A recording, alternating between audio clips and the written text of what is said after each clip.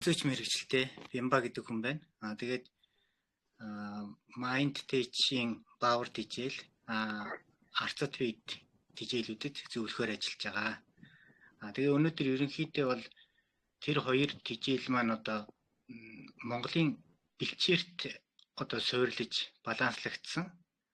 Тэгээ бэлчээрт одоо дутуу байгаа юмнуудыг ялангуяа уураг, эрдэсүүдээс одоо кальц, магний тэгээд фосфор эднэрийг ерөнхийд нь нөхнө гэсэн гол зорилго нь бол тийм тижээл байгаа.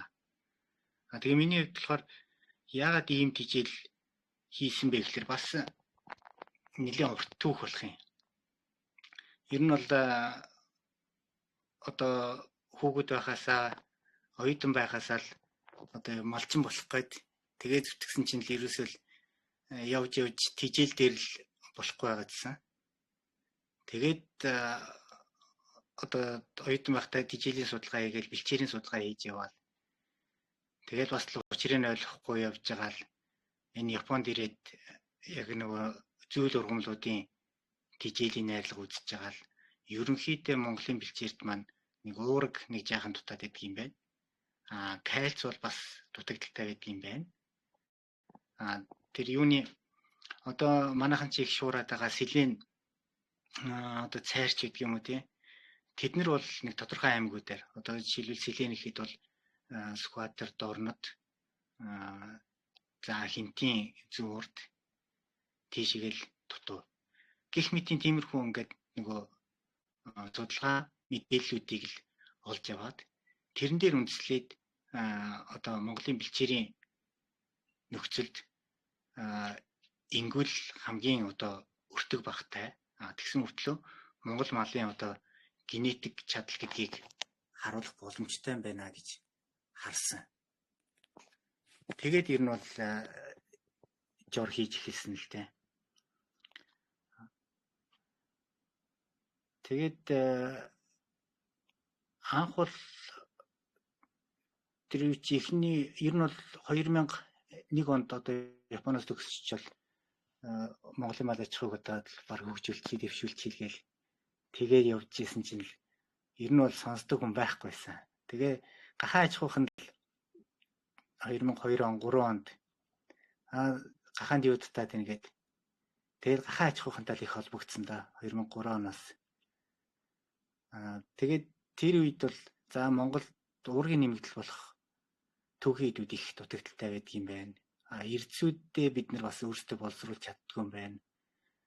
Найрлагыг бас сайн тодорхойлж чаддгүй юм байна гэд гэх мэтийн асуудлуудыг ингээл хараад баг багаар ингээл нөгөө хамтарсан аж ахуйнуудтайгаа шийдээл одоо жишээлбэл агроэко гэдэг юм уу тий алтан дараа цогт уянгай гэл ингээл маш олон аж ахуйнуудтай хамтраад тэгээд өөрөө болон оюутнуудаа одоо дипломын ажил гээл тэгж явсаар байгаа л ерөнхийдөө ингэж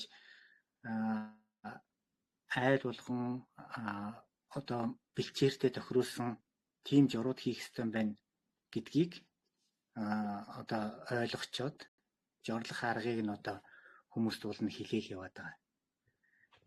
Тэгээд тэгж явсны үндсэн дээр хамгийн эхлээд одоо малаа сайжруулах арга бол ерөөсөө бэлчээр дээр дутагдж байгаа тэр нэг жоохон юмнуудыг л нэмээд өгчих хэрэгтэй юм байна. Тэгээ бас болж игэл одоо ургийн хөгжлийг нь дэмжээл болохгүй бол дараад нь гарч ирсэн туглын дэмжээл бүр болохгүй бол бярунаас нь одоо тэр 100 юунтай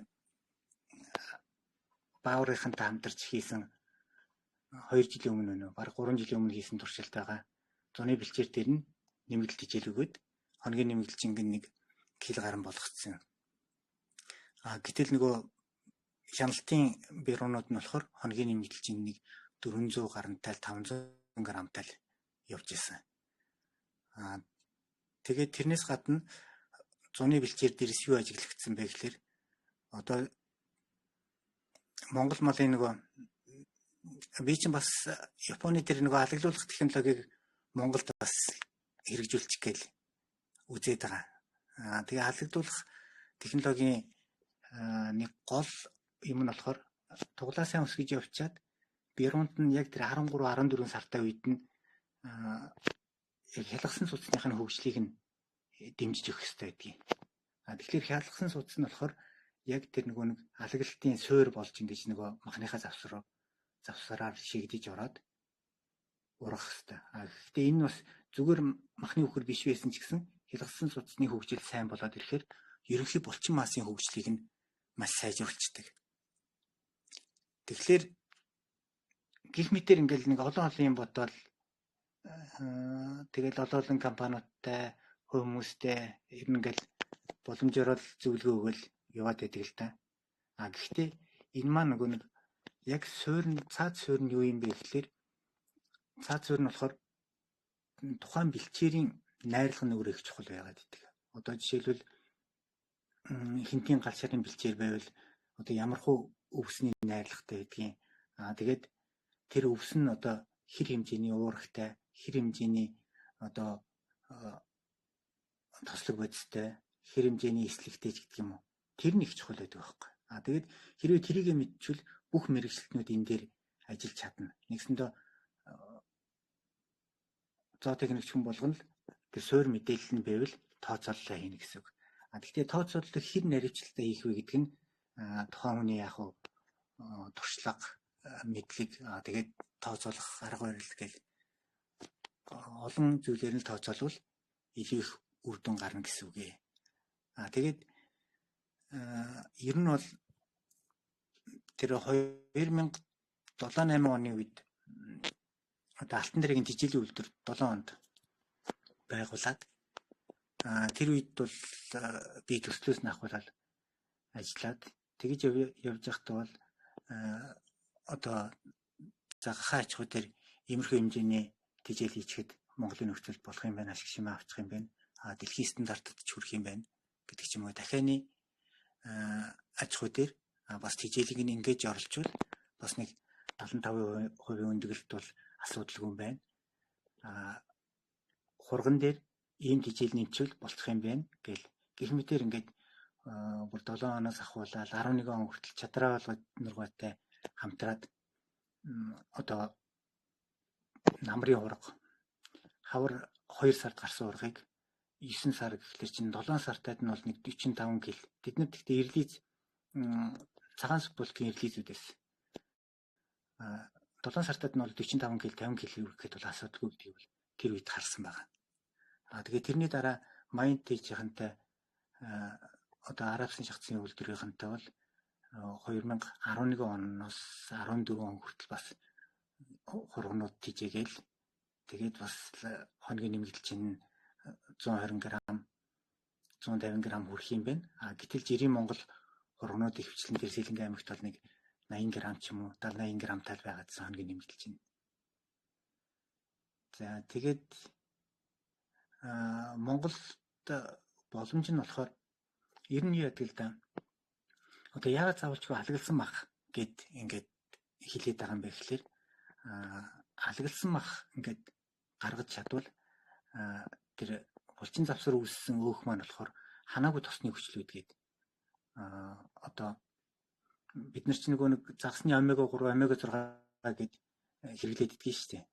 Тэрэн шиг адилхан олеоны бас 3 артикалт ханаагүй тосны хүчил, олеоны 6 артикалт ханаагүй тосны хүчил гээд тэр нь үхрийн маханд байдаг, үүсдэг.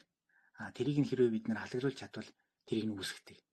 Тэр нь өөрөө хүнд ямар хэрэгтэй юм бэ гэхээр ер нь бол мэдрэл одоо тархины үйл ажиллагааг их дэмждэг. Ерөнхий эрүүл мэндийн үйл ажиллагааг дэмждэг. Тийм болохоор дэлхийн нийтээрээ нэгсэндээ тэр халаглсан маханд тодорхой хэмжээний үн хилээд одоо тэр Японы үхрийн мах үнэтэй зарагдаад байна гэсэн үг. Гэтэл тэр үнэтэй үхрийн махыг бид нэр бэлчээрийн мал аж ахуйгаас авах боломжтой байгаа. Мэдээж зөвхөн тижээлэхгүйгээр нөгөө мал эмнэлгийн үйлчлэгээ бас чухал тий. Аюулгүй байдал тэр бүгдийг ингэж хангах нь их чухал байгаад идэг. Тэгээд одоо энэ миний яг нөгөө тижээлтэй жороод хааруулдаг гол юу нь болохоор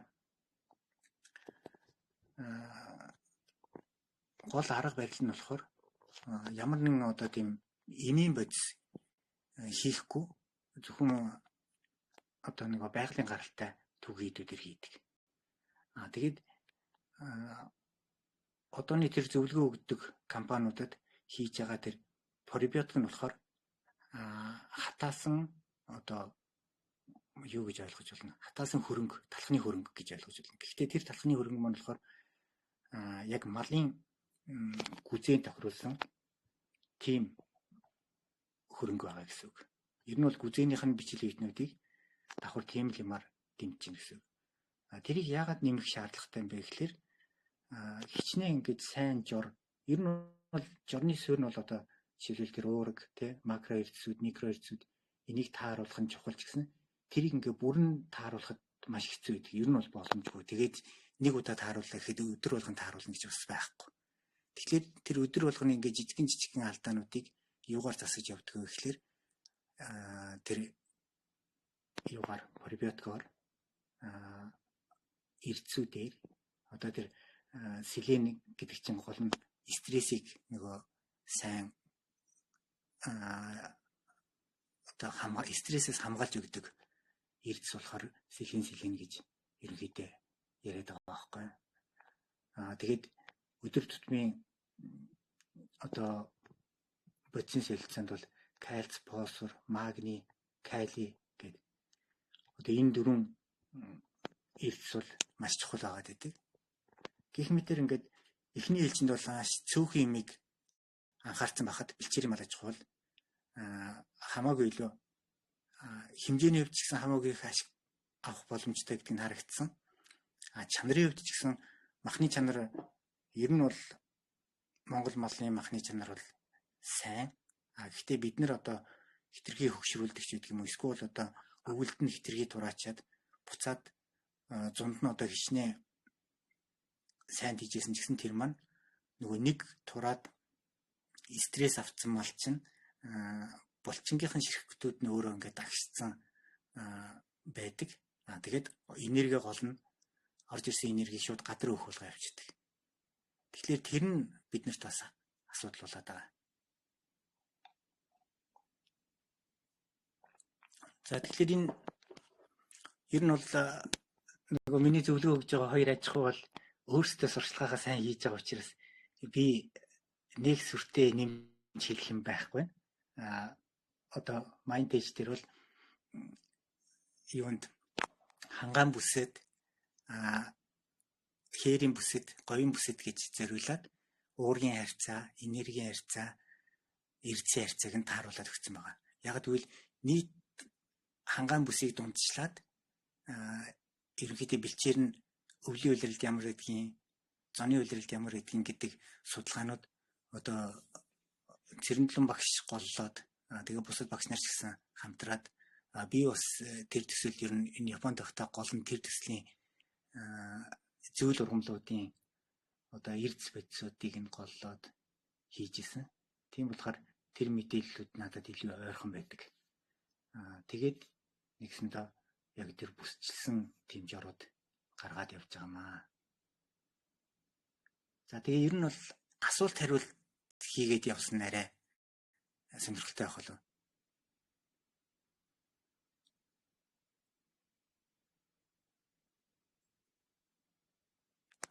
Та бүхэн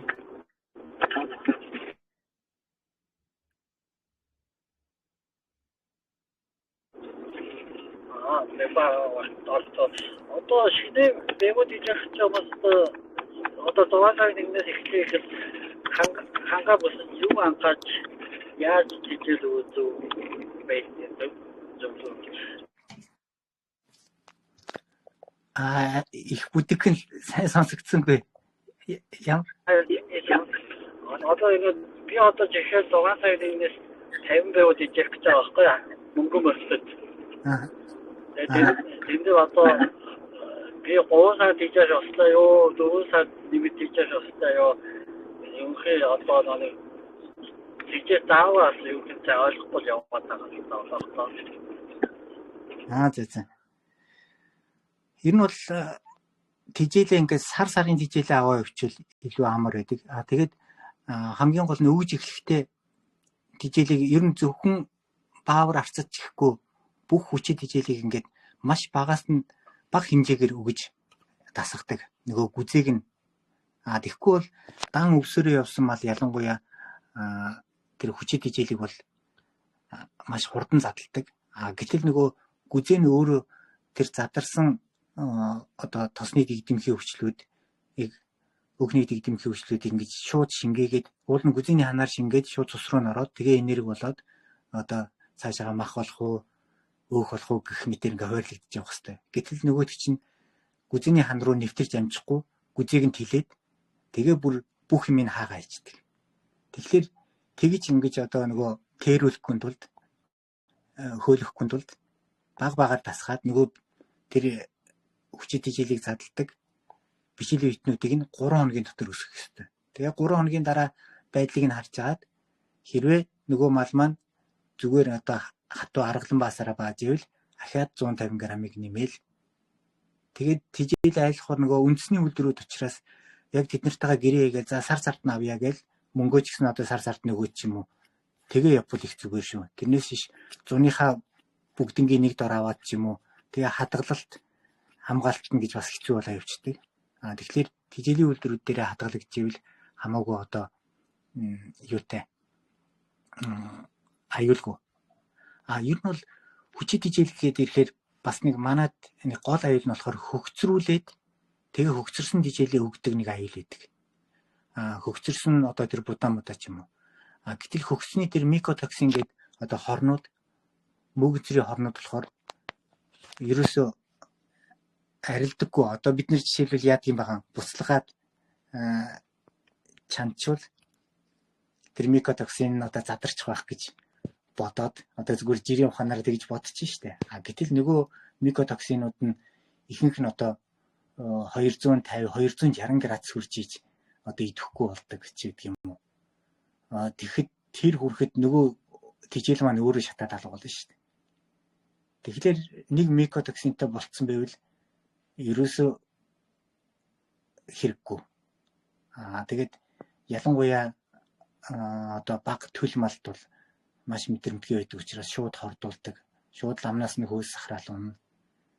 Аюултай. Тэгээд эсвэл биендээ хүнийм туураад унна.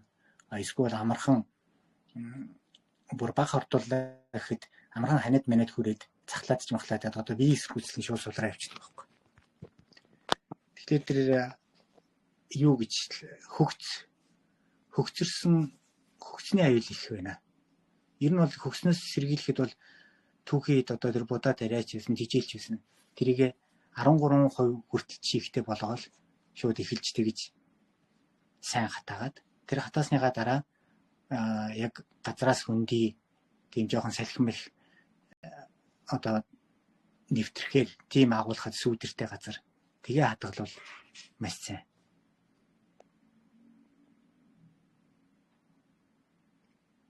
Өөр сонирхох юм байна уу?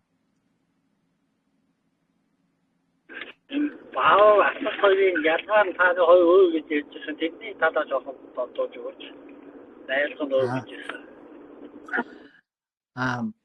Бааврыг болохоор ерөнхийд нь бааврыг чи өөрсдөө нэг арабсын шахц үйлдвэрлэдэг компани учраас арабсын шахцсан дээр тулгуурлаад тэгээд бэлчээрийн Монгол малын одоо уураг эрдсийн дутууг ялангуяа нөгөө кальц, магний дутууг бүс нутгуудаар нь хангая гэсэн тийм зорилготойгоор бааврын жоруудыг нь зохиосон байна. Юуных болохоор арцдых болохоор махны чиглэлийн үхрийг ерөөсө тоглоноос нь ахуулаад бордооны хүртэл нь хийчихье. Гэхдээ нөгөө тэр арцдых юм болохоор үйлдвэр нь өөрөө хушаатаад байдаг. Тэгээд тэр сэлэн хавийн бэлчээр дээр ерөнхийдөө суур болгоод нэгсэндээ ОТР-ийн бүсийн бэлчээрийг одоо нэмэгдэл үндсэн тижээлнэ гээд тэрэн дээр ямар юм нэмэхэд туглыг илүү сайн махлуулах нь өсвөр үхрийг илүү сайн махлуулах нь тэгээ махны чанарыг илүү сайн одоо болгож халаглуулах нь гэдэг тал дээр илүү ажилласан гэсэн үг.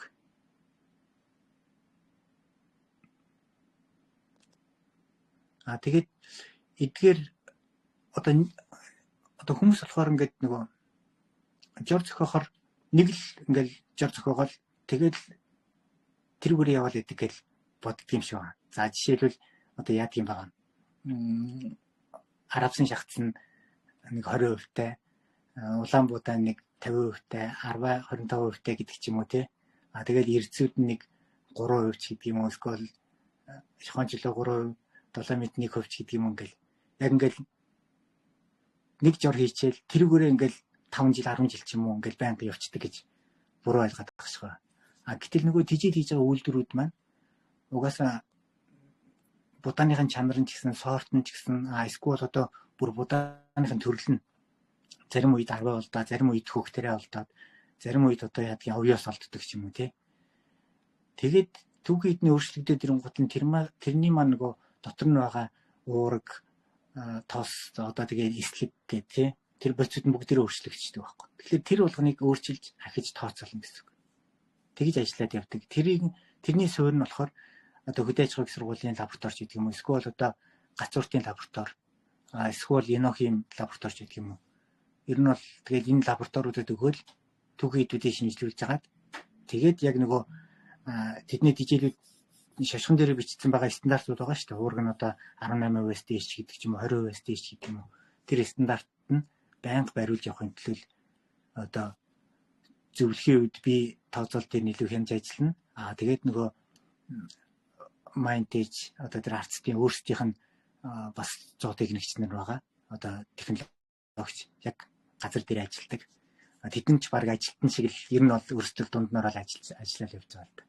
Тийм байдлаар ажилладаг.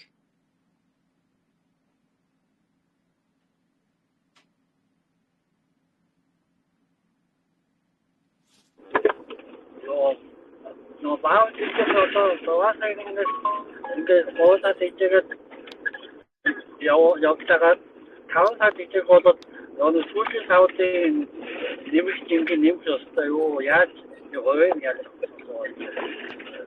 системтэй үгүй ер нь бол одоо 103 сар бэлчээр тэр нь бол одоо тааруулаад бэлчээрхийн үсгийг тааруулаад баасын харж байгаад нэг нэлцгаатуу одоо зурлцсан баас одоо зурмаг шиг одоо зэмтэн зурмаг шиг баас гаргаад явж ивэл шингэсэн сайн байна гэж ерөнхийд нь анзаарчаал. Тэгээд намар яг ингээд зогсоогоод бордохуулаад ирэхээр тэр 1 кг гэсэн хэмжээгээ нэмээд явчихна. Нэмэхдээ тэр үхрийнхаа баасыг цэцэг болгочихгүй хүн шиг цэцэг болоод ирвэл чингэхгүй байна гэсэн үг. Тэгэхээр аажимхан бас нэмээл ер нь бол дээдл нэг 4 кг ч юм уу хоногт өгөөл тэгээд нэг 3 сард хийчихвэл болно. Яг л Япон хөр шиг болох гэдэг. Манайхаа харин тэрэн дээрээ жоохон гороогоод ингэхэр чи ерөөсөө ашиг олохгүй штэ гэдэг. Одоо махны үн нэмэгдэхээр арай ашиг олох юм бол яах юм бол гэж бодоод байна штэ.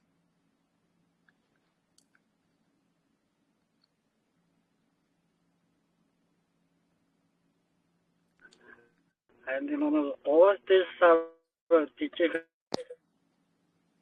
teacherнаас нүнд боцоход эхний 2 сар хамгийн бага мэдээ сүүлийн 2 сар ч юм огцон нэмж төвж болох яах вэ? Тийм ер нь бол бэлчээр чинь өөрөө чанар сайтай байвал одоо ойд хэрийн нэлээд сайн чанартай бэлчээрэл баг тэр уургийн нэмэгдэл одоо тэр баавар тижээлийн нэмэгдэл маань 600 граммаас 900 грамм хавцаа байхад л хоногт өгөөд байхад болж байгаа байхгүй. Тэгэхэд хоногийн нэмэгдэл чинь өөрөө кил 500-аас 2 кг рүү ороод ирдэг байхгүй. Бирон дээр штэ. Бироо. Тэгэхээр тийм байдлаар явуулж хагаад тэгээд намар яг зогсоолд оруулангуутлаа тэр 1 кг 900 граммаа шууд нэмэл нэг хоногт нь 150 граммаар нэмэл тэгээд болж игэл нэг 4 кг рүү тижээлийн оруулаад тэгээд ирэхээр нөгөө өвсчин ч гэсэн баг буугаад бас 4 кг рүү л ороод ирэх байх. 4-5 кг рүү. Гэхдээ яг ингээд зогсоож бордох үедээ аль болохоор шав өвс ч юм уу шарлсан одоо Японд бол ерөөсөө сүрлээр дижиждэг байхгүй. Сүрлээр дижээгээд ирэхээр нөгөө А витаминыг багасгаад ирэхээр А витамингүй болоод ирэхээр ингээд хүчээр одоо тэр булчин завсрыг өөх хоримтлал үүсээд явдаг байхгүй. Зузаан зузаан өгөх. Монгол мал болохоор харьцангуй одоо ногоон өвс эднэр өгөөд байдаг болохоор А витамины хэмжээ нь харьцангуй их байгаад байдаг. Тэгэхээр нөгөө булчин завсрын өөх үүсэхгүй, тэр нь зузаан үүсэхгүй. Маш нэмэх үүсээд байдаг. Тэгтээ өөхтэй тийм байгаад байдаг. Тэгэхээр бид нэр одоо тэр зузаан үүсгчүүл, тэр булчин завсрын өөхийн зузаан үүсгчүүл одоо Япон мах шиг ханаагүй тосны өвчлүүд ихтэй, одоо тэр олианы өвчлүүд ихтэй байгаад байгаа. Уг нь бол суурна.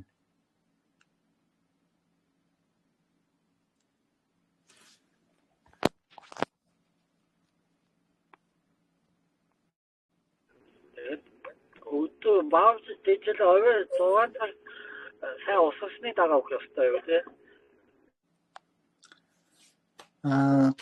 Тэг ер нь бол хүчит ижил өөрөө ингээд нөгөө эхэлж идчихэд тэгээ ус уучхаар амархан ингээд тэрч гэдэг. Одоо гидсэн дүүрээд, хий дүүрээд хөөчих гэдэг. Уссны дараа өгвөл тэр асуудал бол байхгүй. Гэхдээ гүзэн хөгжөөд ерөөдөө өдөржингөө одоо устаа голын хэрэг мэрэг дээр байгаа мал бол заавалчгүй нөгөө нэмж услана гэх шаардлагагүйгээр өгчөхөд асуудал байхгүй. Байнгын услахаатай ч юм ус ойрхон байгаа малд бол тэр жугасаа услахаатай явж байгаа шүү дээ. Тэгэхээр ус байхгүй хуурай байжгаад хүчит ижил өгчөөд хуурай ижил нь одоо эсэлдэж амжаагүй багт нь дээрээс нь ус орж ирээд эсэлтгэхээр тэр гарсан эсэлдсэн хийг нь мал нэгсэндээ гүзэгээрээ дамжуулж шингэж чаддгүй байхгүй. Ялангуяа нөгөө багасаа тийм хүчит ижил идэж сураагүй мал бол бичил биетнүүд нь ч гэсэн тэрэнд нь тасаагүй байдаг. Гүзэн ч гэсэн одоо их хэмжээгээр үүссэн хийг цаашаа цус руугаа дамжуулах чадвар. Нөгөө цусны хөгжил нь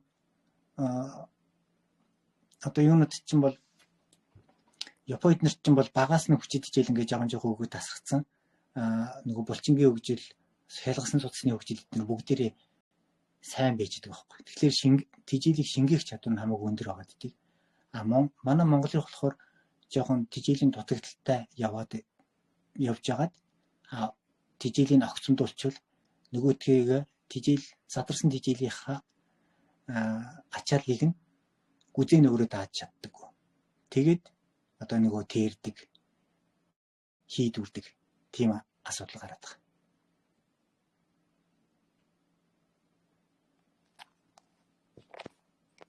За сайн байна уу? Сайн байна уу? За сайхан засч байна. Сайхан засч байна уу? За надад нэг хоёр асуулт байна. Хоёр яах вэ? Ер нь бол за баавар болон арцад ижил бол миний ойлголтоор тогтмол найрлагатай гэж би хэлэх гээд байгаа. Ер нь тийм байх. Тэгэхээр зуны бэлчээр дээр нэмэгдлэр өгөх гэж байгаа шүү дээ. Зуны бэлчээрийн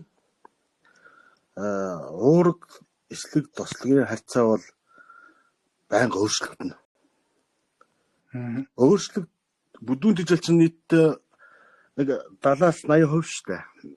Тэгэхээр бүдүүн тижлийн найрлага ингэж их өөрчлөгдөж байхад шууд тогтмол тижилийг тэдэн грамм гэж зөвлөх нь ямар байд юм болоо гэж бодож байна. Хоёрт бас тухайн хижээж байгаа тугалж бай хурц шүдлэн барууч жингийн хувьд бол өөр байгаа шүү дээ.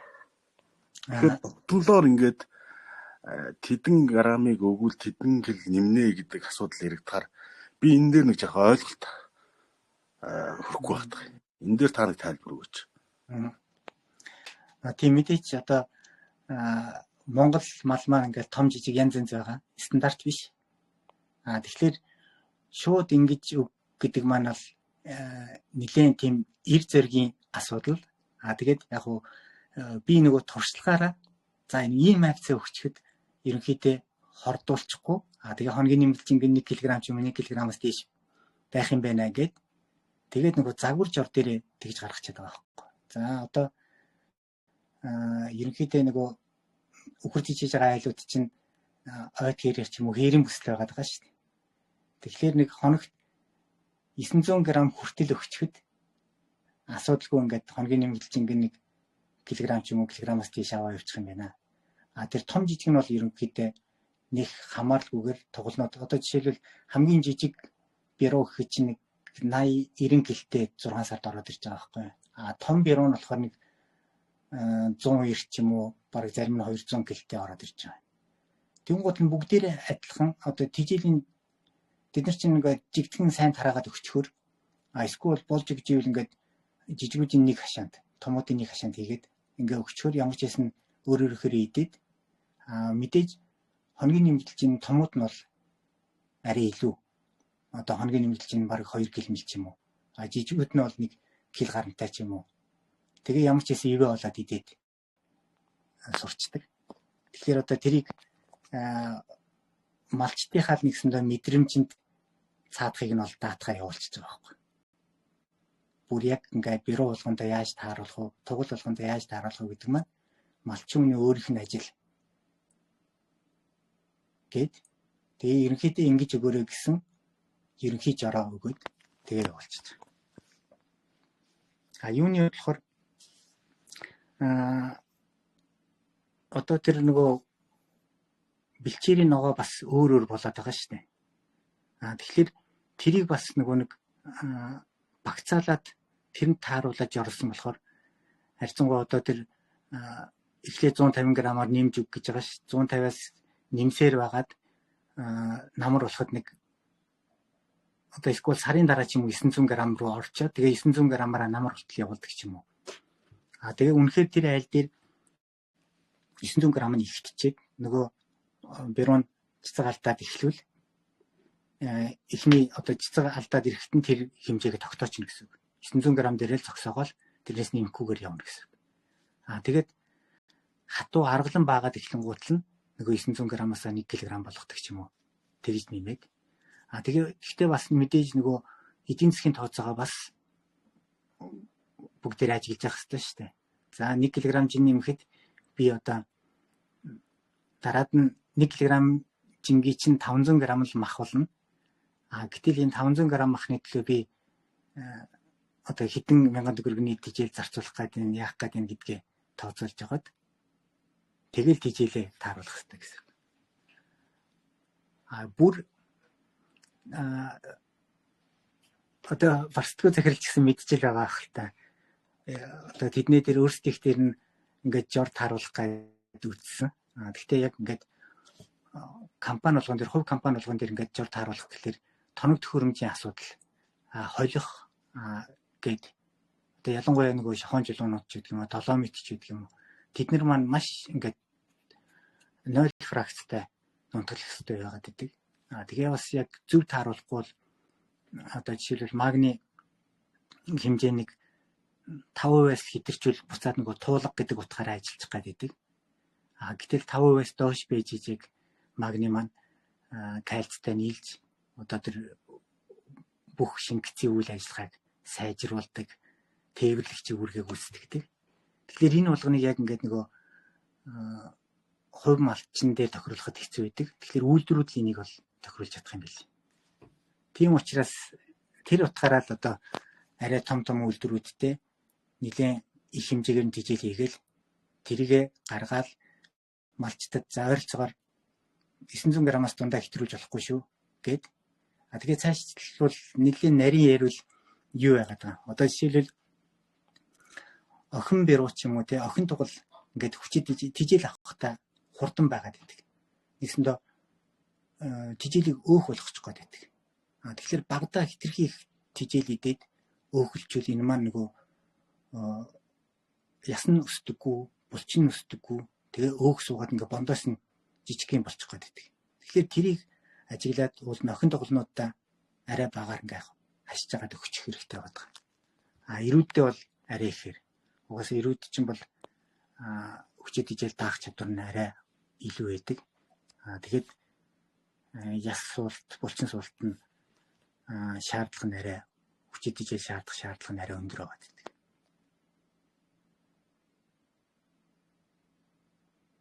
За хариулт болж гинөө. Ахад тодруулах юм байвал ярьж болж шүү. Буруу дутуу байна гэвэл. Яг хой зүгээр боллоо зүгээр. Ер нь миний бодлоор бол таны хэлж байгаагаар малчид бол маш сайн, малчид болон сонирхогчд те фермерүүд хижээж байгаа хүрээ маш сайн ажиглах мэдрэх ийм л шаардлагатай юм байна шүү. Тэрнээс яг одоо уутан дээр байгаа шиг шууд жар ороход бас асуудалтай л байх гэж би хувьдаа бодож байна. Жишээ нь уутан дээр байгаа жур болохоор яг ингээд нэг алтан дунд ч гэх юм уу та тий. Тийм л бол одоо жишээ нь 6 сард бол тижээлийн бэлчээрийн ургамлын уураг бол бараг 20% дээр хүрнэ шүү дээ. Намар бол буурчих байх мэдээж тийм ээ.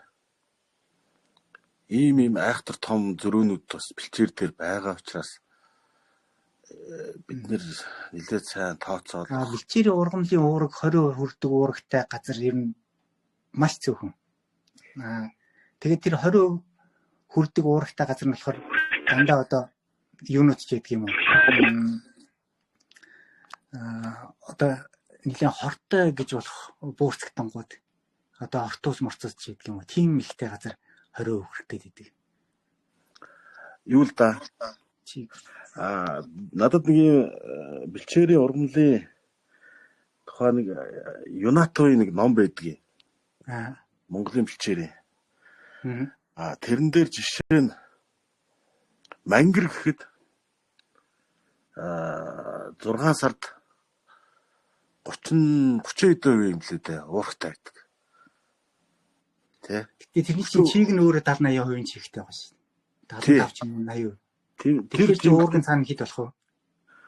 Мэдээж уурга багасна. Гэхдээ тэр бол чамлах юм бол биш байхгүй юу? Тийм мэдээж. Тижээлэр хангалттай л уургнууд гарч ирээд байгаа байхгүй юу? Миний хувьд шүү би тэгж л ойлгоод байгаа. Тэгэхээр бас би зүгээр яг ингэ бэлчээрээр бол ингэж айхтар явж бол чадахгүй байгаа яг үнэндээ. Гिचнэ бас дөндөл оролцсон. Зүгээр ер нь бол тэгэл намар яг оруулж аваад хяналтандаа хийж гал үзэх нь хамгийн зөв санагдаад байгаа байхгүй. Тэгэхгүй бид нар бэлчээрийн ургамлыг ерөөсөө яг тийм ийм гэхэд зарим одоо чинь жалан дайгүй уурын шалгууртай ургамлууд тэгэлээ уучлаа. Тэгээд нэг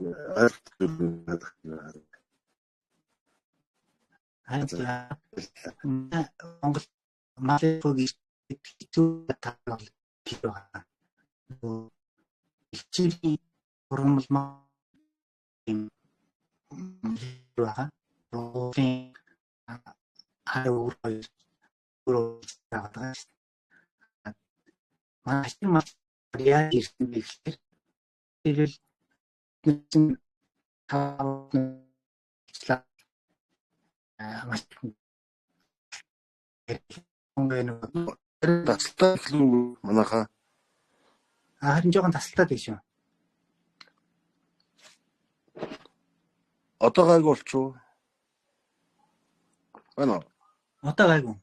Одоо гайг болчихлоо да.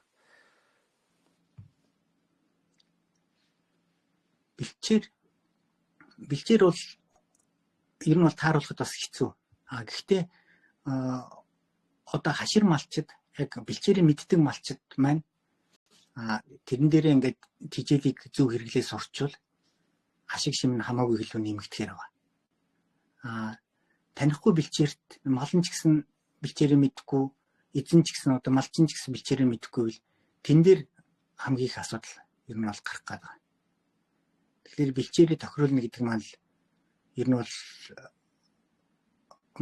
монголчуудын хувьд малчтын хувьд бол одоо асуудал тохируулах одоо тэр сургал хэрэгтэй болоод байгаа юм л та. Тэгээд мэдрэмж хэрэглэх нь шүү дээ. Тий их мэдрэмж яг малч ухаан гэдэг чинь тэрэн дээр хэрэгтэй байгаа. Тэгээд нөгөө би хэлэх гээд байгаа нь хавар нөгөө нэг ногооны хордлогонд оруулчлаа гэдэг. Тэр нь болохоор мэдээч ингээд яг дөнгөж сэргэж байгаа зарим ургамлууд бол одоо огцом хөрснөөс азот татах ч юм уу тийм хордлого бол байгаа. Тэрнээс илүү ихэнх хордлого нь болохоор юунаас болдог вэ гэхээр магнийн дутагдлаас болдог байхгүй. Ихэнх ургамлууд нөгөө кальц, калий эднэрээ төрүүлж татчихад магнигаа татаж чаддаггүй. Гэтэл нөгөө нэг за кальц жоохон дутагдлаа гэхэд буцаад нөгөө яснаасаа тодорхой хэмжээгээр татчихагаад ингээд нөгөө фосфор эднэртэйгээ мал өөрөө тааруулж яадаг. Гэтэл магниг болохоор дөнгөж ургаж байгаа ногоонд ерөөсөө маш их дутагдaltaй байдаг. Тэр нь дутаад ирэнгуутл нь магнигаа яснаасаа татаж чаддаггүй.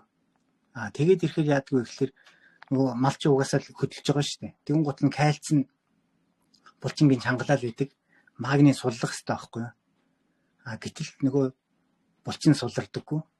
Тэгээ бүх бие нь чангараад ирэхээр мэдрэлийн хэсээ нэгсэндээ зогсоосч байгаа гэсэн.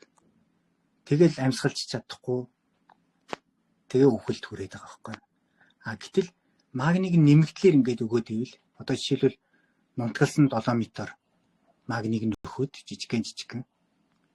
Тэгээд ивэл одоо тэр мемогийн жоронд гол ач холбогдол нь тийм юм хийсэн байхгүй. Одоо кальцийг нь магниг нь баланслуулж өгөөд. Тэгэхээр нөгөө нэг Монгол малын одоо тэр эрдсийн баланс алдагдсанаас болоод өвчлөх гээд байдаг. Ер нь бол маш олон өвчнүүд байдаг. Тэрийг сэргийлж өгсөн гэсэн үг.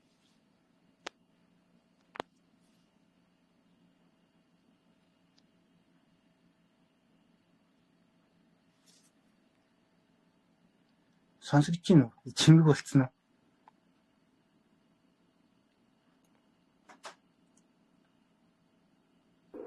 Сонсогч миний зөвлөж сая оноо гарчлаа. Зэт.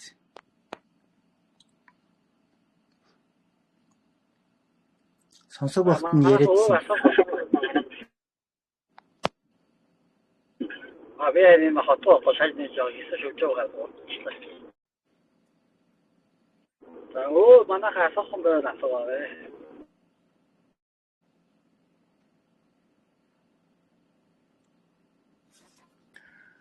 Ер нь бол миний санаа бол миний санаа тэр бартгүй захирлын хэлэх гээд байгаа тэр өөрсдөө тижээлээ яг өөрсдийнхөө аж ахуй тохирсон тижээлээ хийгээд явах нь хамгийн зөв. Гэхдээ яг тэр аж ахуй болгон тэгж хийхээр маш их зардалтай болоод идэг учраас одоо жишээлбэл хоршоо маягаар одоо энэ Японд ч гэсэн тэгдэг бусад Европын хөгжсөн орнуудад ч гэсэн тижээлийн үйлдвэр нь бол ерөөсөө хоршооныхаа харьяа байдаг. Тэгээ яг нөгөө малчтайхаа захиалгаар ерөөсөө стандарт болгочдөг. Одоо бэлтгэж байгаа өвс, дарш тэднэртэй илүү тохируулсан хүчит тижээл хийж өгнө гэсэн үг.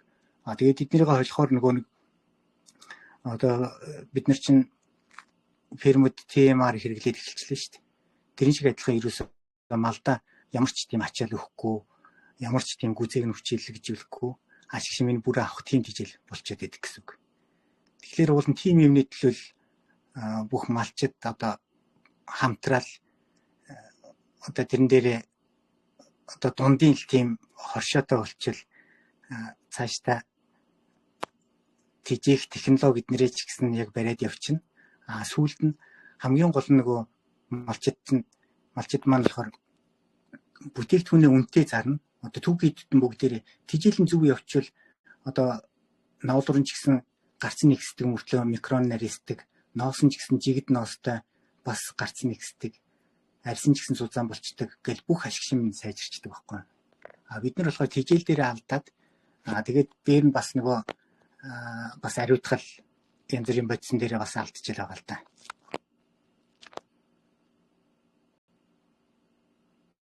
За ороймэндээ ажил албан тавтай байна уу? Тавлгүй хатлагаа хийгээл явчихсан.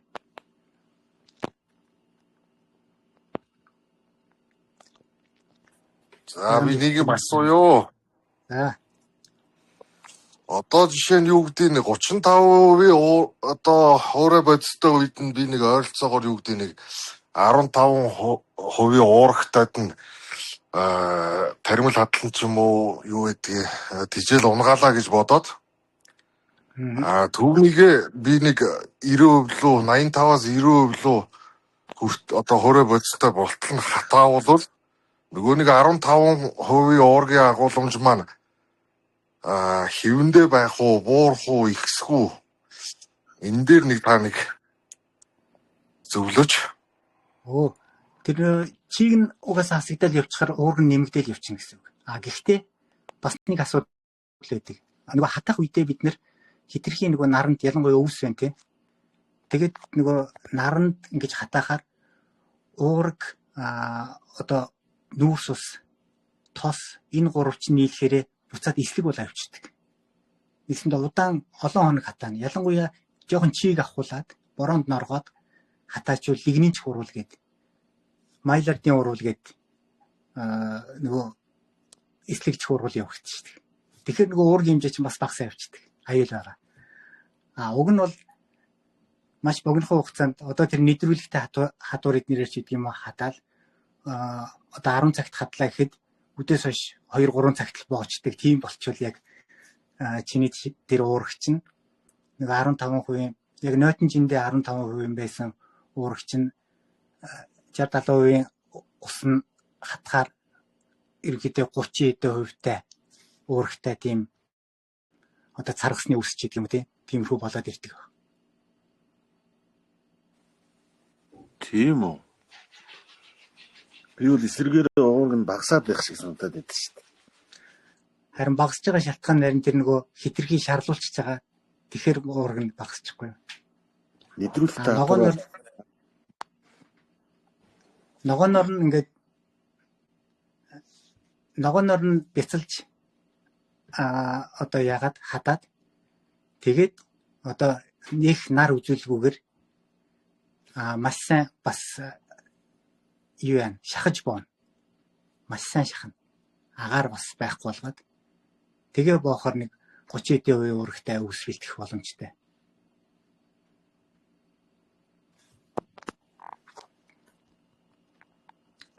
Японд бол яг туглын өвс гэдэг яг тийм өвсийг одоо альфа-альфагийн царгасны одоо блок гэл тийм байдлаар авчирч өгдөг. Тэр нь гэхдээ маш үнэтэй болохоор тэгэл шар буурцх нь бараг л хямдхан тусаад байгаа да.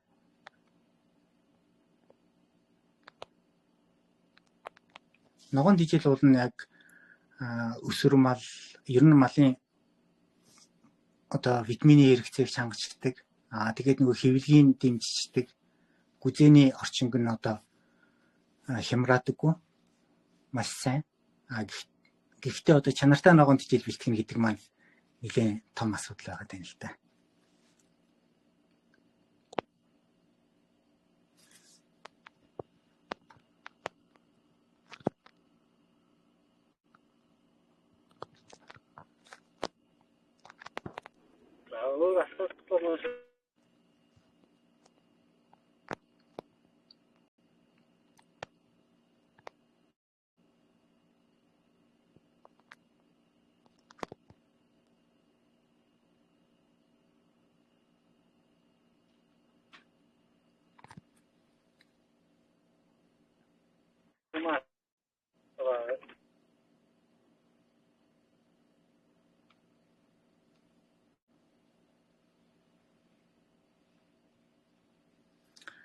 Бас нэг юм одоо ажигласан юм хэлэхэд бол манай малчид одоо мал аж ахуй эрхлэж байгаа фермерүүд гэдэг юм уу ингээд тус бүртээ өөр өөрийн технологитой болох гал ингээд үзээд байдаг. Гэтэл яг гадаад зах зээл ч гэдэг юм уу нийт хэрэглэгчид бол нээлттэй одоо илэн талангүй байвал тэрийг илүү үнэтэй шуурхаа худалдаж авдаг. Одоо жишээлбэл бид нэр Япон руу гаргана гэдэг юм уу Хятад руу гаргана гэвэл манай мал маллагын технологи яг ийм маягаар явдаг. За одоо яг юм хавар нэг юу яалаа гэхэд туулгалт хийлээхэд ийм бодисоор тэдний хугацаанд одоо нэг мал дээр одоо тэдэн миллилитрээр гэдэг ч юм уу эсвэл нэг малыг тэдэн секунд шүвшээд гаргадаг. Тэрнээс хойш одоо ямар ч тийм туулгалт хийхгүйгээр явдаг гэдэг ч юм уу. Тэгээд тэр туулгын бодис нь хэд хоногийн дараа биеэс бүрэн одоо шээсэрнж гэдэг юм, баасаар нь ялгардаг гэдэг юм уу. Тэр бүх мэдээллүүдийг ил болгож ийж нэгсэндээ бидний нөгөө махсум маань үнд хүрч чадна.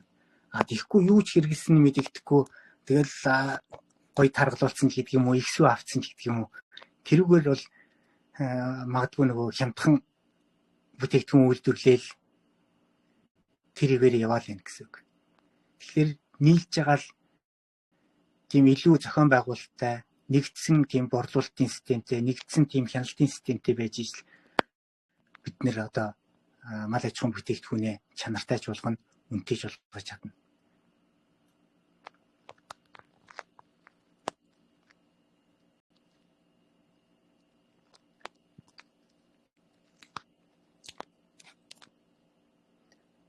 Яагаад саяныхыг хэлсэн бэ гэхээр одоо би ч бас нэлээд олон компаниудтай, олон захирлуудтай хамтарч ажилласан. Бүгдээрээ л одоо тэдний гол нь нөгөө нэг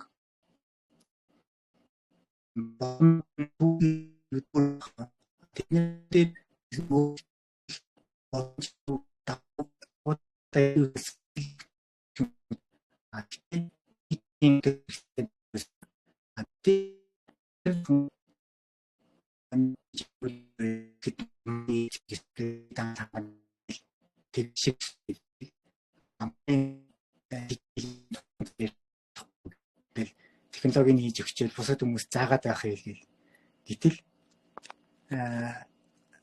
одоо бусад хүмүүс одоо технологи алдна гэхээсээ илүү өөртөө хамгийн гол нь мэрэгчлэнүүдтэй хөгжүүлээд өөрсдийнхээ одоо давуу талыг илүү хөгжүүлээд ашиглаад ингээ явбал яг тэр нөгөө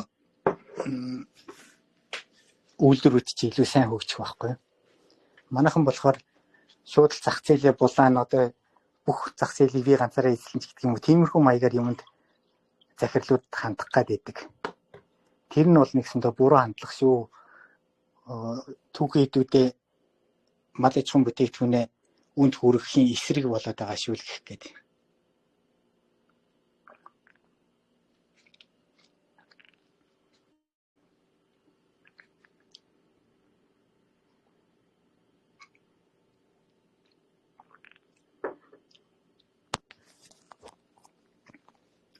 Нээлттэй байж би энэсээ одоо туршлагын сонсоод давуу сул талуудаа ярилцж хагаад би энийг нөхөж жагаад тэгээд хамгийн эцэст нь бид нэр яг Монгол хоньны мах, Монгол үхрийн мах, Монгол айраг гэл яг ингээд нөгөө дэлхийн зах зээл дээр нэг нэртэйгээр нэг сайн чанартайгаар л гаргах хэрэгтэй. Тэрний төлөө хамтарч ажиллах хэрэгтэй байхгүй юу?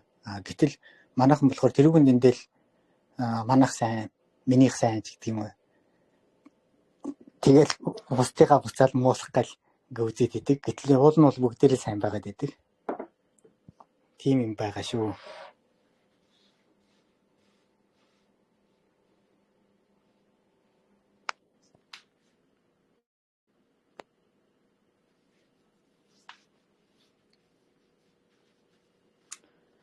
Бас нэг юм хэлэхэд одоо би тижээлийнхаа одоо угаасаа 100% гоё баланслна гэж байхгүй гэж хэлсэн шүү дээ. Тэр балансын алдаага юугаар засдаг вэ гэхээр пробиотикаар засдаг гэдэг. Пробиотик энзимээр засдаг гэдэг.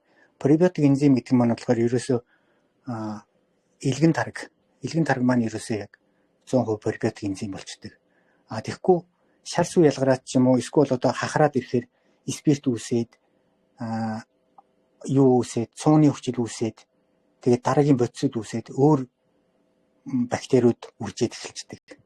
Тэгэхээр пробиотик биш болчдөг. Тэгэхээр уг нь бол одоо тэр 2003 он 4 онд болохоор бид нэр гахаан аж ахуйд угаасаа гаднаас пробиотик бид нэр авчирхад нэгдүгээрт үнэтэй байсан, хоёрдугаар бид нэр тэгж их хэмжээгээр авч чадахгүй. Угаасаа ганцхан гахаан аж ахуй чинь нөгөө газрууд нь нэг авбал нэг богоноор авах гэдэг. Нэг богон 20 тонны контейнертэй гэхэд чинь нэг аж ахуйн 10 жилийн хэрэглээ болоодсан байхгүй пробиотикны. Пробиотик ч өөрөө маш бага ордог. Тэгээд тэр үед болохоор бид нэр айлхаар тийм илгийн тариг олж ирэл. Тэгээд хорооныхоо тижилд жоохон зураад өгчдөг гэсэн.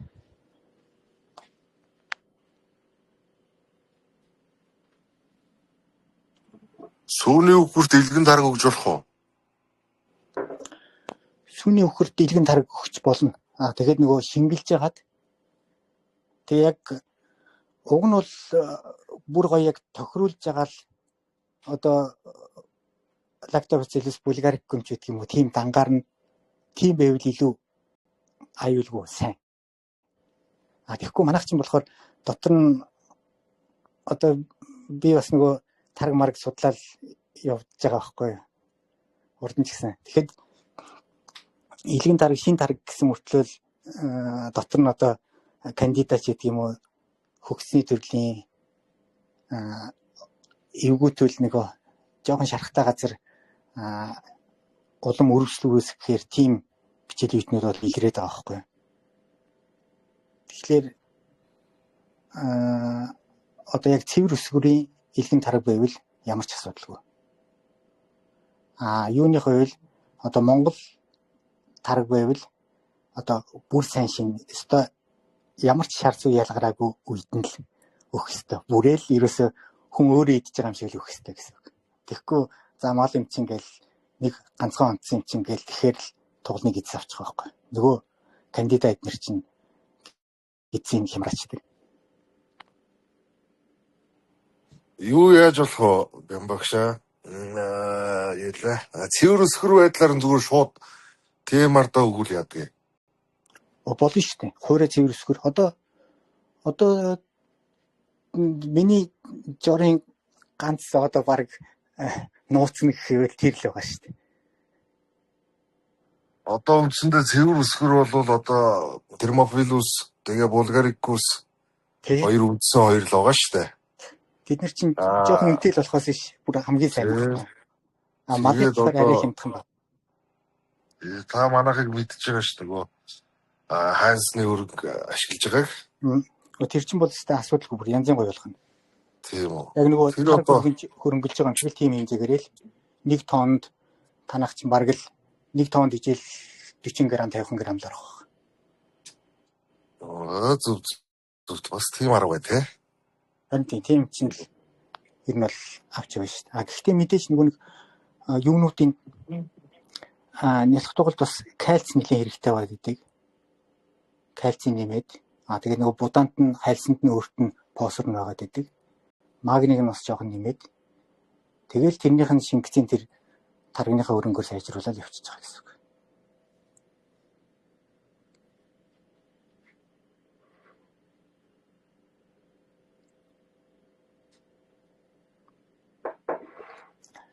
Ер нь яг уг нь тижэл хийх амархан гэхдээ өдөр тутам технологи барих нь л одоо манай далдагдаад байна уу гэж боддог шүү дээ. Харин тий одоо ерөөсөө яг түрүүний хэлээд байгаа энэ малажхан салбар бол яг хоших хэрэгтэй юм байна л дээ. Тэгээд яг түрүүний хэлээд байгаа яг нэг юу гэдэг нэг тариаланчтаас нэг 10-20 айл нь нийлээд бүдүүн тижээлийнхаа хэрэгцээг захиалаад авчдаг. Ингэснээр нөгөө тухайн айлуудын суур тижээлийн стандарт шинэ бодисын үзүүлэлтүүд нь ерөөсөө яг нэг болчдөг. Үүн дээрээсээ л одоо бид нөгөө янз бүрийн хүч тижээл, янз бүрийн энзим, пробиотик юмнуудаа тохируулахад илүү амар болно шүү дээ. Тэгэхгүй болохоор ч одоо нөгөө энэ тэндээс олдсон юмнуудаа төвж аваад тэгэл тэрэн дээр яг нэг ганц тижэл одоо юу гэдэг үйлдвэрлэхээр сайн тохирж өгдөггүй ч гэдэг юм уу зовлон байна л да тийм ээ. Тий. Одоо янз бүрийн түүхийдүүд ингээл янз бүрийн хугацаанд орж ирэхээр тэрэн дээр чинь л одоо яг лабораторид хүчит тижээлээ аваач нэг хүчит тижээлээ түүхийдүүдийг шинжилүүлж байгаа л тааруулж явах хэрэгтэй байхгүй юу? Гэтэл бид нар болохоор за урд нь тэд гарч исэн юм чинь тэдэн үе урагтаал байлгүй нөгөө 13%-аар л бодчихийгээл улаан бодыг тэгж уддаг ч юм уу. Тэгээд ирэнгуут нь л алдаа гарчдаг байхгүй. Тэгэхээр одоо л аль болохоор ойр ойрхон шинжилүүлэл явуучвал гэтэл нэг малчин дээр тэгээд ойр ойрхон шинжилүүлнэ гэхэлэр одоо цаг зав мөнгө төгрөг гэл ингээл бүүн зардал болоод байгаа байхгүй. Тэрийг хэрвээ ингээл зөвөрийн тэр нэргээл аппарат эднэртэй байвал нэг хүн одоо тэр сумандаа үйлчлэгээ үзүүлээд явдаг ч юм уу. Тэгэл за тийжээлийн ингэж тааруул өнөөдөр тэг гэдэг ч юм уу. Баг өдрөөр тааруулж өгч болох байхгүй. Одоо тэр барцдаггүй захирлын хилээд байгаа одоо тэр бүдүүн тижээлний өөрчлөгдөж байгаа чинь тэрийг нь яаж хэвээр нөлөөлөх юм бэ гэдэг. Тэр чинь ер нь бол асуудал байхгүй. Тэгээд одоо гоё таарад явлаа гэхэд илүү зардал гаргаад байгаа байхгүй. Одоо жишээ нь Дархан Сэлэнгийн ч гэдэг юм уу, Төв аймгийн хойд сумдууд ч гэдэг юм уу, энэ нөхдүүд одоо зүгээр жишээ шүү. Манай барцдаггүй захирлаас энэ жил айгүй гой юм тарьж илэн шүү дээ. Тэр юуг нь та нар харж байгаа юу? Тэр Вика тарьж байна, Спарцет тарьж байна. Холимгоор янз бүрийн Овёс, Арва, Улаанбуудаа эдэр тарьж байна. Одоо жишээ нь ингээл тэр авийн одоо юу гэдэг малчид хоршиж байгаа нөхдүүд бол тэндээс л одоо бүх бүдүүн тижлийн хэрэгцээгээ жишээ нь ингээл нэгдсэн байдлаар авдаг тийм ээ. Ингээд захиалгад тариалан захиалгад тижэл гэдэг юм маань өөрөө бүрдэн. Тэгээд цаашлаад одоо юу гэдэг янз бүрийн тэр хүч тижэл юмнуудаа бол яг энэ суур бүдүүн тижэл дээрээ тулгуурлаад жор балансыг тохируулаад ингээл явчих юм бол юусэн мал аж ахуйн одоо гаралтай төвгөд бүтээгдэхүүний чанар стандарт яг нэг төвшөнд очиж шүү дээ. Тэр ингээд явчих хэрэгтэй байна. Тийм суурин тэр бүдүүн жижил байгаа. Тэгээ бүдүүн жижээс нь сайн байвал түрүүн барцдаггүй захирлын асуух гэдэг нь одоо тэр заавал хүч дижил нэмэх ёстой мó гэдэг нь үржлийн мал дээр бол заавал хүч дижил нэмэх шаардлагагүй. Өсвөр мал тэгээ сайлын махны мал дээр л хүч дижил ер нь бол хэрэгтэй болоод байгаа. Богино хугацаанд одоо ашиг шимээ авахын тулд үржлийн мал болохоор аль болохоор ерөөсөө бүдүүн тижлээр явуулаад туранхай дөө одоо тарах хүчийн нөгөө дунд зэргийн тарах хүчтэй барайл явж явах хэрэгтэй байгаа. Тэгэхгүй хит таргалуулж болохгүй, хит турааж болохгүй.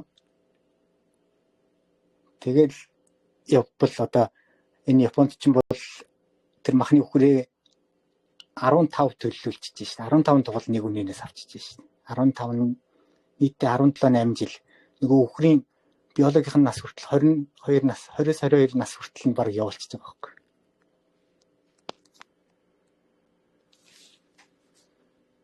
Тэгэд манай Монголд чи юу вэ? 7-8хан дуглуулаад хөгшөрчлөө гэдэг шүү дээ. Шүдгүү болчлаа гэл.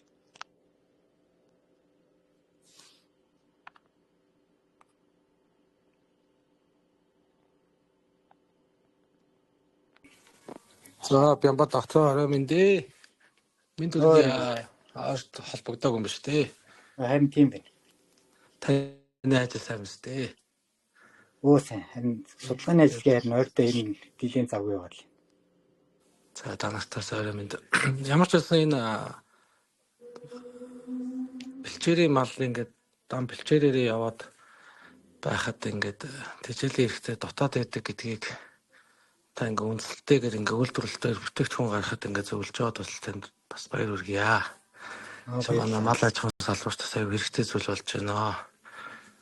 Тэгээ зуны хитгэн сартаа нэг жоох тэжээл идэж байгаа хугацаанд ч гэсэн бас яг тарах хүчээ гүйцэд авахгүй байгаа нь яг хөл бүрт хач хуудад явж ирсэн үед айгүй харагдчихсэн.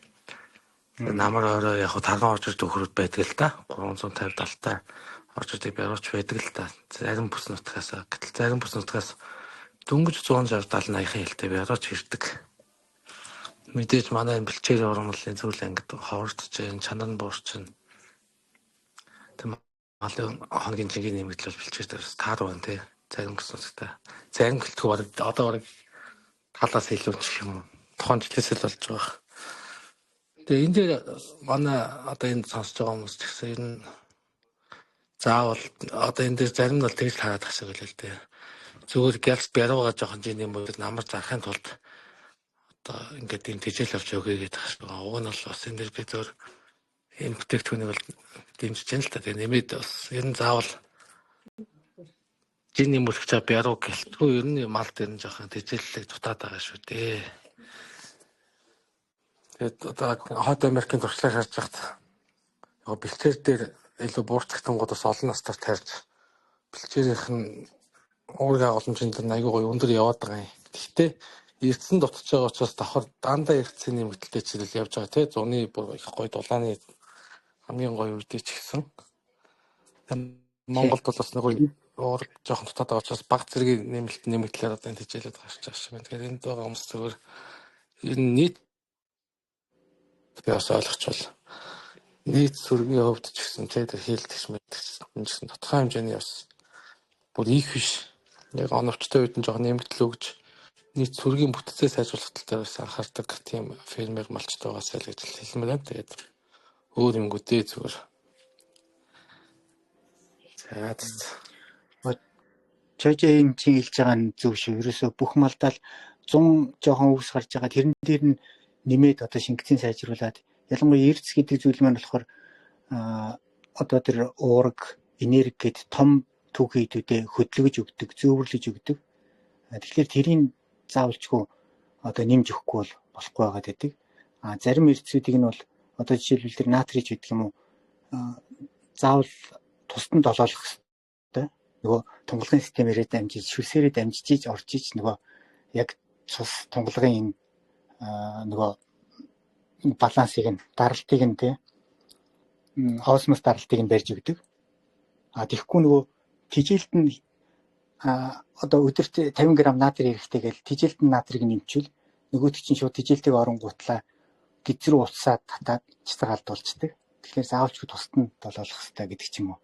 Тийм жижигэн одоо тижээлийн бас технологи, тижээх технологиуд бас байгаад байдаг л.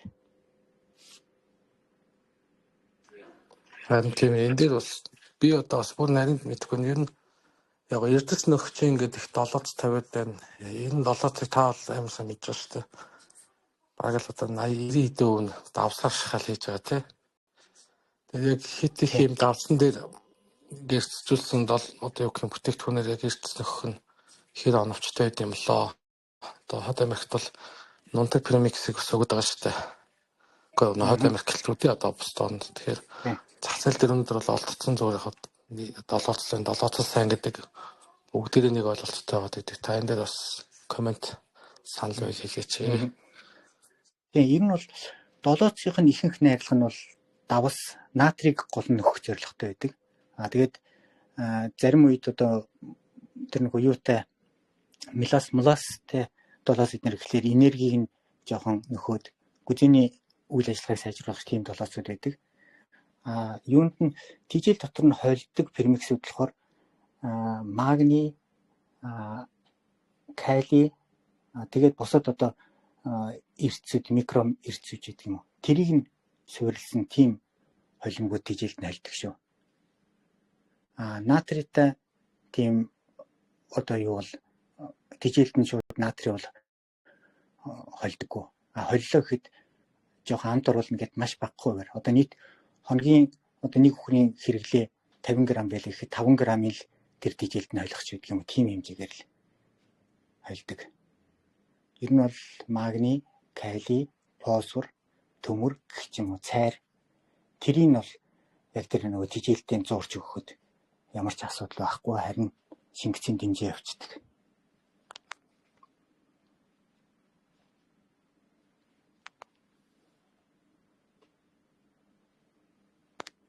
Натрийг бол зурж өгч болохгүй. Харин ядарсан малд бол нөгөө натри одоо бид нэр физиологийн ус мэлгээ яриад идэгэн шүү дээ. 1 литр усанд нэг 7.5 г. За дээдл 8 г. Яг цэвэр давс игээд. Гэхдээ тэр нөгөө ус маань уул нэрмэл ус байвал бас болох гээд байдаг. Гэхдээ одоо зөвхөн буслахсан усанд тэгж хийгээл амарын цутгуул одоо ядарсан малд тэнхэл өгнө. Тийм байдлаар бас хэрэгжилж болно.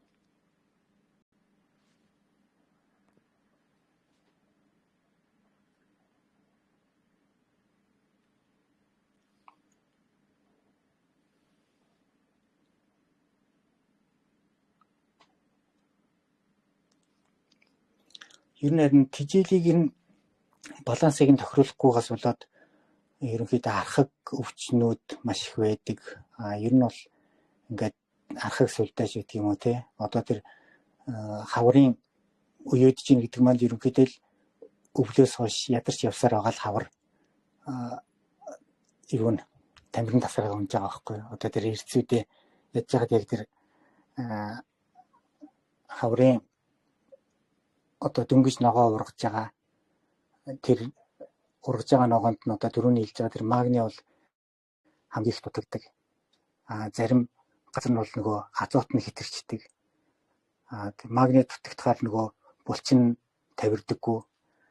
Азот нь хэтэрчхээр хүчил төрөгчийг нь холбогдох хэвээр нөгөө гемоглобин дээр нь азот чиж холбогдоод хүчил төрөгчийн дутагдалд ороод амьсгал нь богдоод өгчдөг.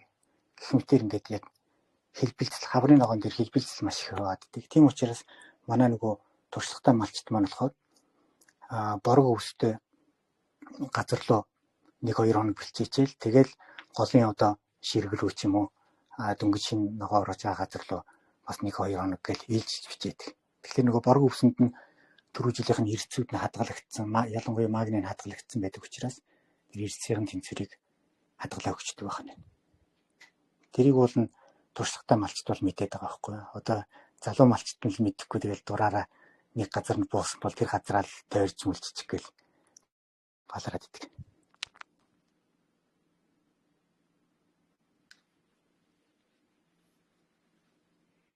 Эмбодоос таны нөөц тэжээлийн баланс тохиос сайхан мэдэн болсон болоо тэр яаж хэвлэх вэ? Тэр сайт бол Bimber.mn гэдэг сайт бол бэлэн болцсон байгаа. Гэхдээ би уг нь их л ойлгомжтой хийцэн гэж бодоодсэн чинь бас л манай шавнар хүртэл яаж тааруулах юм гэж бас асуухаар лээ. Би одоо нэг зав гарахаараа харин нэг яг тэрний илүү дэлгэрэнгүй гоё заавар оруулъя. Тэрний гол давуу тал нь болохоор ингээд маш олон жилийн судалгаануудыг нэгтгэж жагаад за энэ нутгийн бэлчээрийг ингэж багцаалж болно гэд тэр бэлчээрийн өгөгдлүүдийг нь оруулсан байгаа. Тэгээ ялангуяа сүүлийн үед бол нөгөө сургуулийнхаа багш нартай тэгээ шав нартайгаа хамтраад архангаа өндөр улаан суман дээр нэлийн бэлчээрийн судалгаа хийсэн. Тэрийг нэлийн нарийн оруулсан байгаа. Тэгээд ирэхээр яг хэдийн үед нь яг юу дутагддгүү, ямар хэмжээгээр дутагддгүү гэсэн тийм баримжаа олон жилийн дунджаар одоо нэг удаагийн судалгаа биш. Одоо тэр Тэрндлэн багшийн судалгаанаас хойш ингээл Гиндаран багш, Тогтхойр багш, тэгээ миний өөрийн судалгаач гэсэн, тэгээ бусад одоо эрдэмтдийн судалгаач гэсэн ингээл хэвлэл дээр, номон дээр гаргасан эрдэмтдийн өгүүлэлт бичигдсэн тэр юмнууд ингээ оруулсан байгаа учраас нэлээд тийм дундаж баримжаа гарахаар тийм дата оруулсан байгаа. Тэр нь нэлээд хүмүүст хэрэг болох байх гэж бодоод байгаа. За удахгүй нэг юугаараа өөрийнхөө Facebook-ээр нэг яг заасан юу оруулна. Хичээл.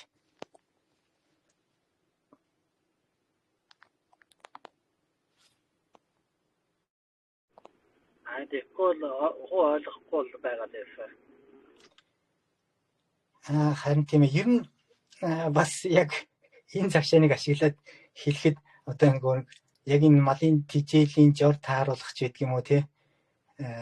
Зохиомжтой хэлтгэлэх хийх ч гэдэг юм уу. Тэд нар маань болохоор яг нөгөө цаанаа бас нэлийн тийм тооцоолол одоо цаадлын хэрэгжилж байгаа бодис им урвалжуудаа ингэж шалгах. Тэгээд бас дараад нь одоо бас нэг хувь хүний туршлага гэх мэт ингээд олон юмнууд орж ирээд хийгддэг шүү. Тэгэхээр одоо бас ингээд нэг сонсчоод энэ сонссон юм чи ямар ч ойлгомжгүй байна. Эний чинь дагаад ирээсээ юу ч болсонгүй гэд бас бухимдаж болохгүй шүү. Жохон хамтраад хичээгээд яваад ивэл нэг тодорхой хугацааны дараа. Жишээлбэл Япончууд гэхэд чинь яг энэ вагюга гаргаж авах гэж маш идэвхтэй ажилласан нэг 30 жил бүр идэвхтэй ажилласан. Тэрнээс өмнө болохоор тодорхой хэмжээний шилэн сонголт эднэрээ бас сайн хийгээд явж ирсэн. Тийм байгаа шүү. Яг шинжлэх ухааны гаргалгаануудыг гаргаж ирээд тэрний дараа ингээд үйлдвэрлэлд нэвтрүүлэх хугацаа нь одоо бараг 30 жил болсон байлээ. Анх намайг 98 онд ирж байхад яг тэр эрдсийн судалгаанууд эднэр яг хар хүрдээ тааруулаад явж ирсэн байхгүй юу. Би тэгээд тэр үедний эрдэнэсийн судалгаа Монголын өвс мөсөн дээр хийжсэн болохоор нөгөө хамт хийжсэн оюутнуудынхаа ажлыг зүгээр зарим үед туслаад тэр хар үгрийн аж ахуй дээр очиод хамт тижэл мижэл хийлцэл явж ирсэн. Тэгсэн чинь тэрний үр дүн саяхан л одоо 2020 он болж ижил яг сайн бурлагддаг болсон гэдэг тэгж ярьж байгаа.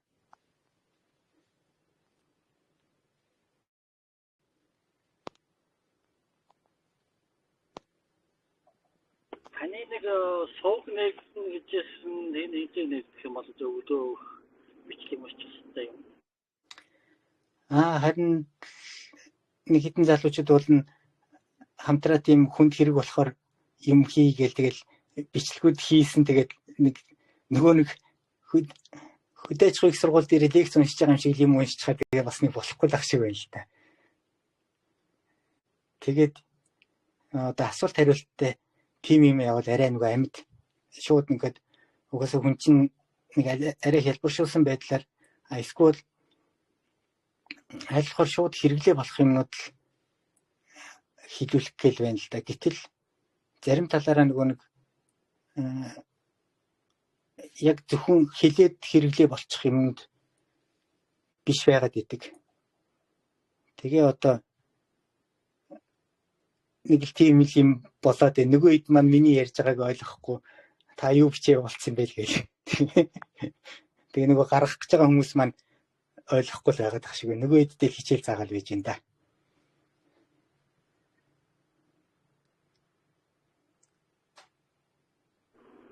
Өөрөө шууд мэдчихээ өөрөө ярьсан амарч. Харин өөрөө ярина гэхэлэр чи одоо ингээд зүгээр бас нэг амаар яриад явахаар ингээд эсвэл нөгөө тайлбараа бас арай гоё хийж чадахгүй ч гэдэг юм уу. Нөгөө зураг мураг гоё оруулах хэрэгтэй байгаа шүү дээ. Би тэгэхэр чинь яг тиймэрхүү юмнууд хийх ер нь бол зав байхгүй байгаа юм л да. Нөгөө хэд маань тэгээ тайлбар оруулах гал тэгэл тэрэн дээрээ ойлгохгүй л бас яваалах шиг байна. Уг нь 2 сарын өмнө бичлэг хийсэн тэгээ яваал энэ нийлээд бичлэгүүд хийгээд улирлын өнгөрчлөлийг яриад хураг мураг яах вэ их үг гэл эхэлсэн.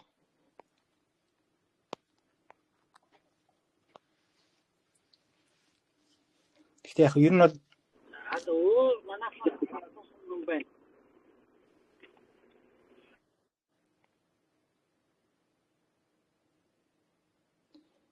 нөгөө туршлага одоо ийм юмнууд болсон гэд ярихаар нэг амархан сонсогддог ч гэсэн яг ингээд нэг ажиллаа хийгээд ирэхээр одоо олон юмнууд гарч ирдэг л дээ, тохируулах, тааруулах, тэгээ эсвэл байнгын хадгалах, одоо чанараа хадгалах. Гэхдээ тэр бүх асуудлыг л одоо аж ахуйнууд дээр л яаж буулгах вэ гэдэг нь л асуудал байгаа юм л та.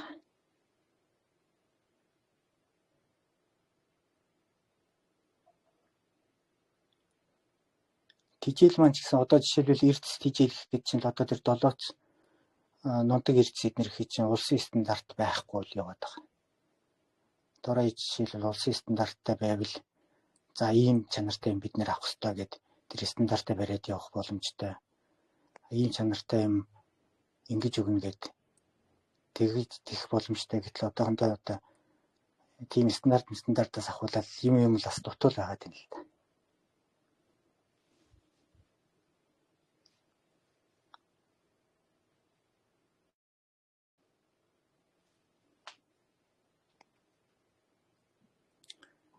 Ер нь бол бүгдээрээ л хамтраал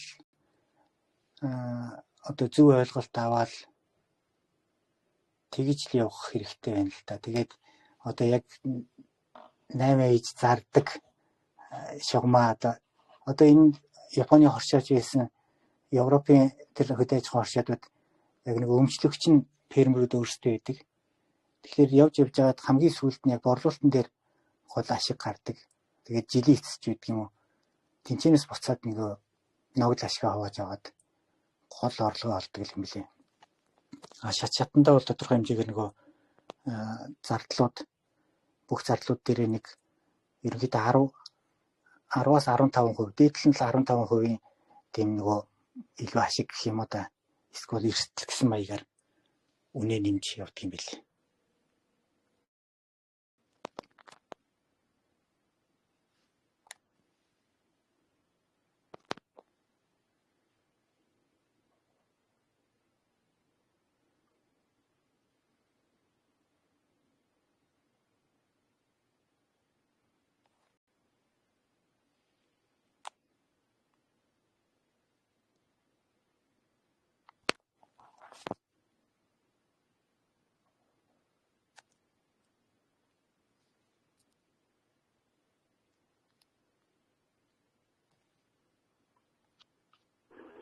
Надаа ингэснээр дуусах өөр асуудал байхгүй бол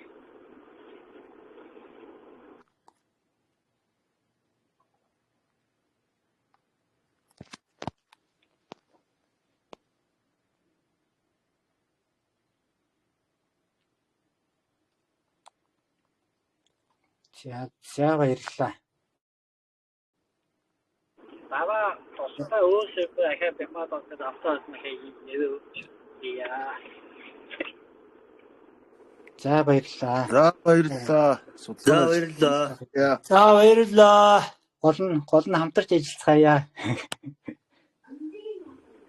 За. За хамтраад мандалаад явах хүмүүс байгаа хөөе. Бямаад боломжтой үедээ ойрхон явж явах хүмүүсээс ойлгож зүг аваа явах хаа гэсэн. За баяртай.